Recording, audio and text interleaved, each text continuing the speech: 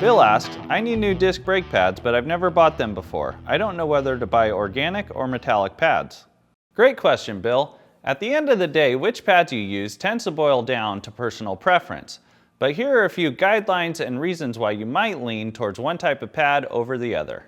First and foremost, organic pads, also known as semi-metallic or resin pads, are made of a much softer compound. This means the organic compound will be quieter, but certainly won't last as long as the metallic version.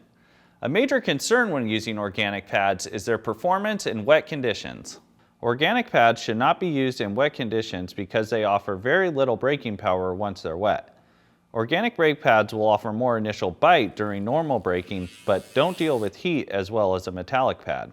Resin pads will also fade faster than metallic pads on long descents and under heavier riders. For those looking for a bomb-proof, do-it-all brake pad, metallic or sintered pads are always the way to go. During the winter months, or anytime conditions are wet or muddy, metallic brake pads are a must. Even in the wettest and nastiest conditions, metallic pads still offer bite and power. Also, with the burgeoning enduro market, another reason to consider metallic over organic pads is they resist brake fade under high braking loads and heat, which is great for gravity-oriented riding.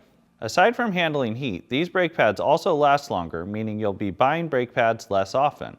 Once you've settled on a brake pad that best suits your needs, simply pop out the old ones and install the new ones. If you need help installing your brake pads, check out our video on replacing your disc brake pads. Once that's done, all that's left to do is hit the trail.